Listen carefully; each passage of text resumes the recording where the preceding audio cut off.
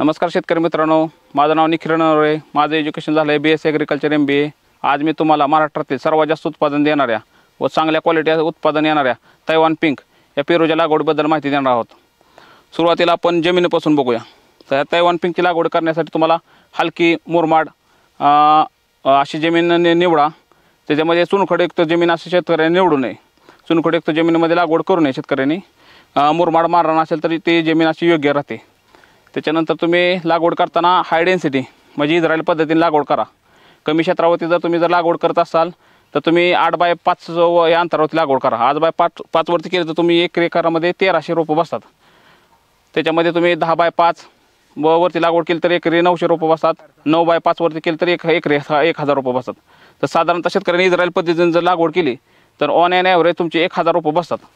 सुरुवातीला 1000 रोपं जर आपण लागवडीसाठी जर बसली 1 एकरामध्ये तर ही जर शी व्हरायटी आहे तर ही सुरुवातीला तुम्हाला प्रति झाड एका झाडापासून 10 ते 12 किलोपर्यंत उत्पादन निघतं.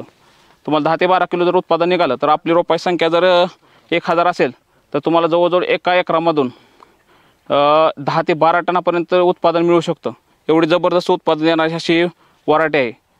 तर ह्याच्यामध्ये तुम्हाला मी तैवान पिंकच्या फळाबद्दल आता माहिती देतो. जर बघितलं तर तैवान पिंकचा पेरू आहे असा गोलाकार आकारामध्ये पेरू होतो. ह्याचा जर तुम्ही काप घेतला तर ह्याच्यामध्ये तुम्हाला बियांची संख्या कमी भेटते. गराचं प्रमाण खूप जास्त आहे ह्याच्यामध्ये.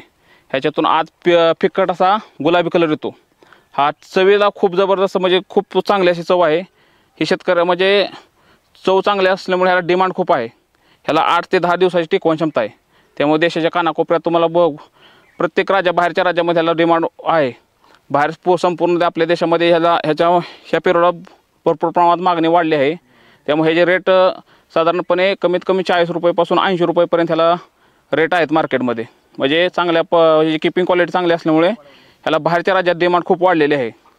तर ह्या व्हरायटीचा शेतकऱ्यांनी लागवडीचा विचार करावा. ह्याचं असे भरपूर प्रमाणात असे उत्पादन देणारी व्हरायटी आहे.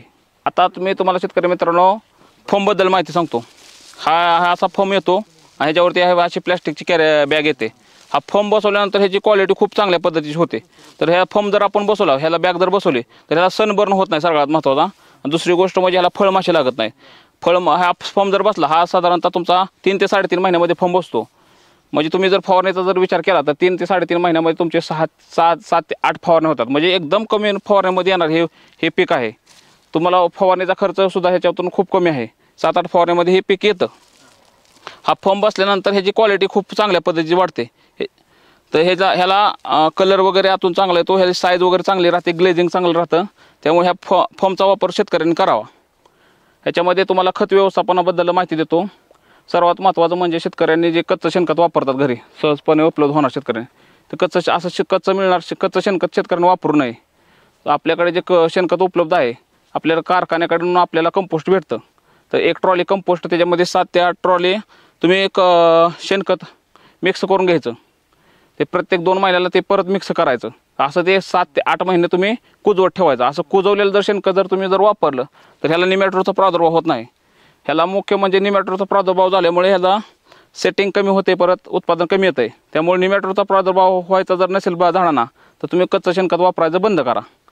याच्यामध्ये उत्पादन देण्याची क्षमता खूप आहे. ही जी बाग आपण बघतोय तर ह्या बागेला आता सर्वसाधारणपणे 200 250 ते 250 फॉर्म बसलेत. हा सर्वसाधारणपणे ह्या बागेचा 3रा भार आहे. 200 ते 250 जरी फॉर्म जरी म्हणलं तर ह्याचं आज जरी उत्पादन जर बघितलं तर प्रति झाडाला 40 ते 50 किलोपर्यंत उत्पादन येतं आहे. तर आपण एकरी रोपाची संख्या आपल्याकडे 1000 आपण बसवू शकतो. जरी प्रति झाड जर असं तुम्हाला झाड मोठं झाल्यानंतर जर 40-50 किलो जर उत्पादन निघायला लागलं तर तुम्हाला 35 ते 40 टनापर्यंत एकरी उत्पादन सहज शक्य आहे. त्यामुळे असे जबरदस्त उत्पादन देणारे किंवा मार्केट रेट असते ह्या व्हरायटीला मार्केटमध्ये येऊन 7 ते 8 वर्ष झालेले आहेत. तरी आज ह्या व्हरायटीला मार्केटमध्ये रेट खूप चांगल्या पद्धतीने टिकून आहेत. त्यामुळे चांगलं जबरदस्त उत्पादन जर घ्यायचं असेल कमी क्षेत्रामध्ये तर तैवान पिंक या पेरूच्या लागवडीचा जरूर विचार करा शेतकऱ्यांनी. तुम्हाला जर खात्रीशीर रोपं पाहिजे असतील तर आपल्याकडे खात्रीशीर रोपं मिळतील. माझं नाव निखिल नरवरे. माझं एज्युकेशन झालं आहे BSc ॲग्रिकल्चर MBA. तुम्हाला जर रोपे हवे असतील तर तुम्ही मला कॉन्टॅक्ट करू शकता. 95 27 08 29 11 ह्या नंबरवरती तुम्ही फोन करा. तुम्हाला 100% खात्रीशीर तैवान पिंक या पेरूच्या व्हरायटीची रोपे मी देईल.